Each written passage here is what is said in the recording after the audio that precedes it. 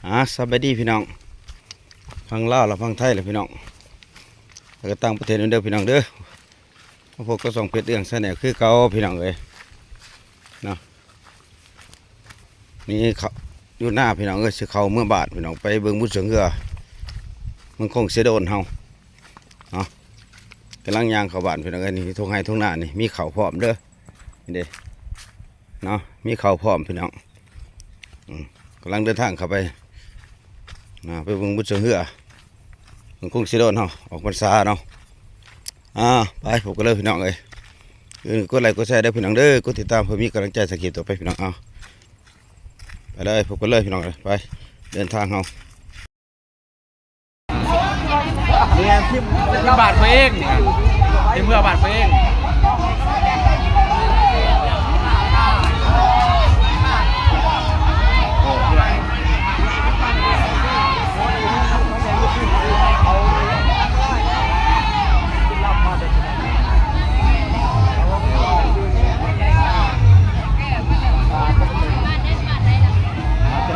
กับข้าน้ำ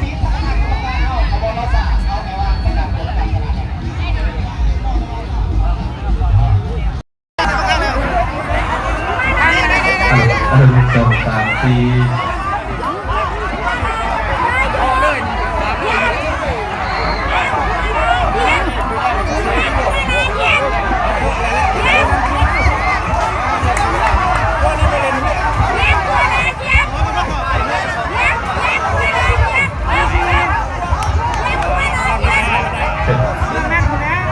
ก็คือว่าการนี้โครงการกองขึ้นอนุรักษ์สัตว์โลกนอปีประจำนะแล้วWWFประจำสองเมืองนอกก็คือเมืองทุ่งสะดุนนะเมืองนครเพ่งนอกเมืองก็ได้มอบเสือร่วมมาทำงานบุญทรงเฮือออกพรรษาบาวรณา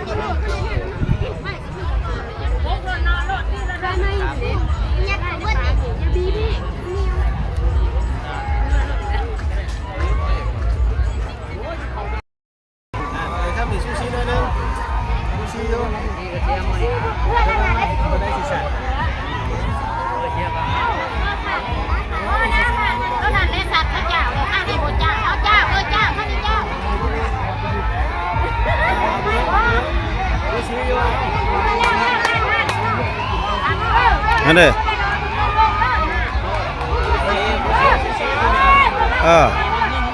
ซูชิอยู่ฮันเด้ชัดเลยเห็นบ่ฮันเด้ชัดเลยเด้เพียงกันเลยเด้หัวเพียงกันแล้ว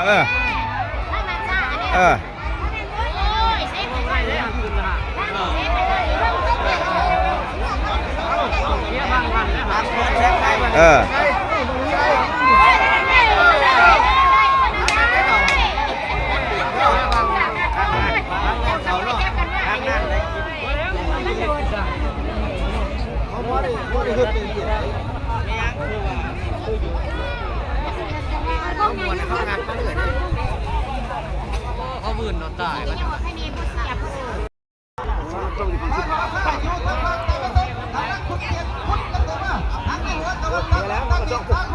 ปลาแต่หยุดเพียบุตรเลยว่างหลาย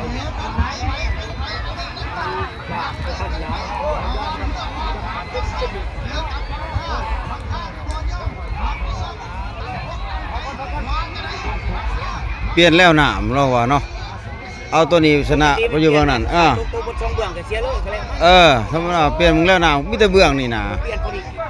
เปลี่ยนแล้วน้ำคือเปลี่ยนอันยังเปลี่ยนแล้วน้ำ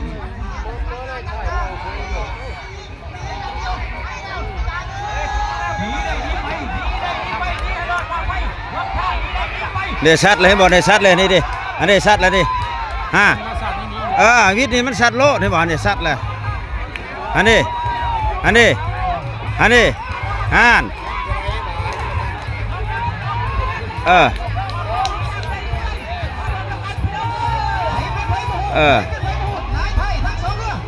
อ่าน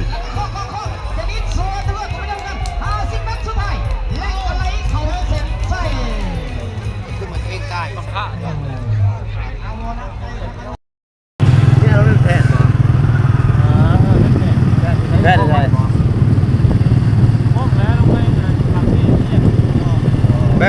ไปต่อ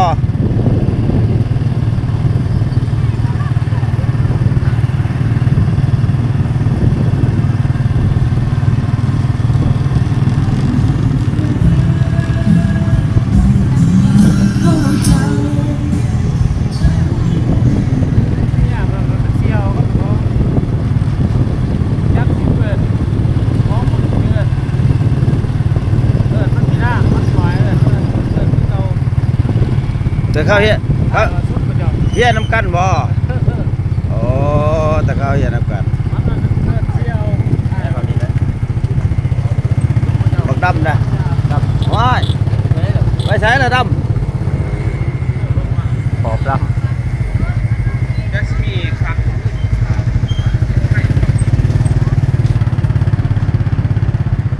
มันก็จิ้นย่อกินมาเนาะเหมือนกันดำก็จิ้นย่อกินมาแต่เฮือนก็ละกันมาแต่เฮือนก็ละกัน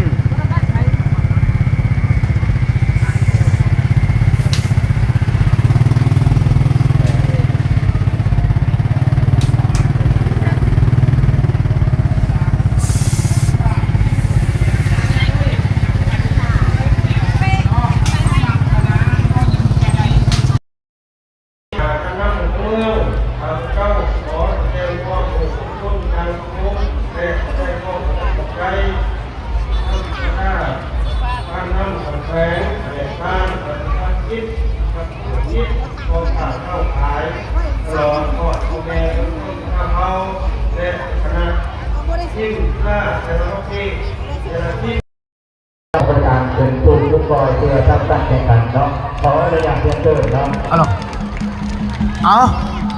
ทางคณะกรรมการเพื่อนกาเปิดงานเป็นทีเรียบร้อยแล้วขอเฮียงเซินนักสีพายน้ำเรือขึ้นไปสู่จุดปล่อยเด้อเพราะว่าทั้งอนุกรรมการจุดปล่อยเขาล่อถาอยู่เอาขึ้นบรรทุกลำเด้อเอาเซินเพราะว่าเวลาหน้าที่เขามันก็สวยพอสมควรแล้วเนาะการสัตว์กาข้าพเจ้าสีคอปคนจะได้ลางนาลับตากันไหนจัน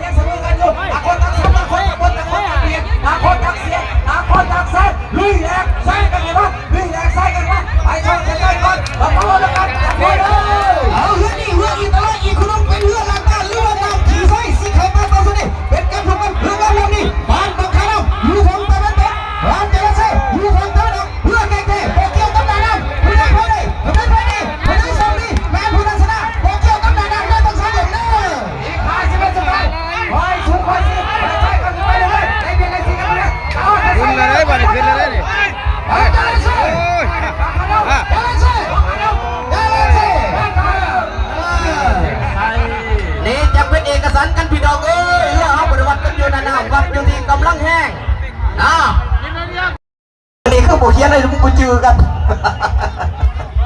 เอาขอบใจพี่น้องขอบใจต้องพี่น้องจานลานเซ่เฮาสามารถเป็นแชมป์หน้าใหม่หรือว่าจัดคนเลยอุปนิสัยประคองประกาศรีบไปเรือใหญ่สาวที่มาเรือเลยเรือเลยมาลุกตาสุนีพบกันในลำสิงห์สนุนเรือดีเรือดังโหละพ่ออดีตชมเก่าพบกันพงนครสัมปีไก่สองพันเจ้าสิเรือเลยพ่อที่เป็นสบายเฮ้ยที่ไหนไม่ได้กำลังที่ใส่ไทยดี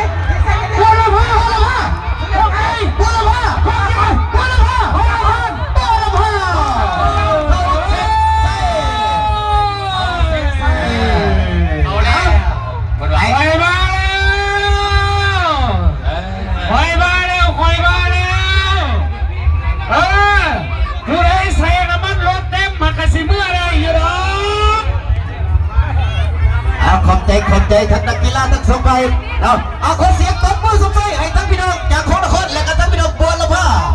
อดีตแชมป์ทั้งสองสมัยสมใจนะปีนี้แชมป์เมืองคงสะดุดเฮาเปลี่ยนหน้าเปลี่ยนตาไปหาอดีตแชมป์หลายสมัย